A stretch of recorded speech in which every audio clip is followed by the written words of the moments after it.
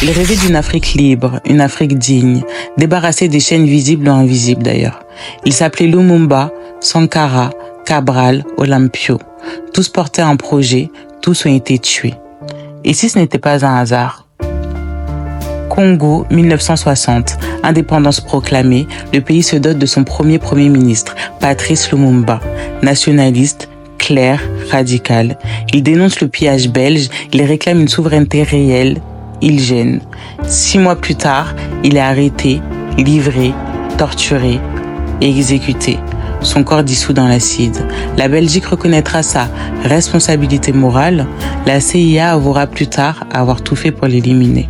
1983, Haute Volta. Un jeune militaire marxiste prend le pouvoir, Thomas Sankara. Il devient président. Il change le nom du pays, Burkina Faso, le pays des hommes intègres.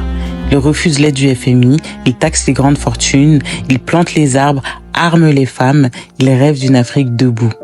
Mais à Ouagadougou, les regards externes deviennent lourds. Le 15 octobre 1987, il est assassiné lors d'un coup d'État. Son ami, Blaise Compaoré, prend sa place. La France savait, les États-Unis surveillaient. Avant eux, il y avait Amilcar Cabral, intellectuel, poète, chef de la lutte pour l'indépendance de la Guinée-Bissau, assassiné en 1973, juste avant la libération de son pays.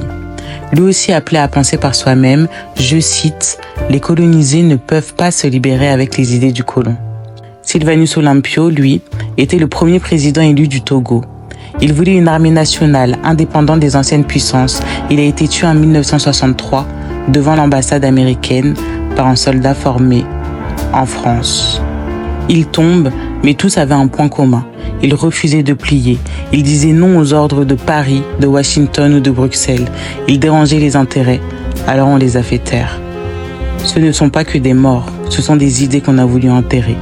Mais une idée, ça ne meurt jamais.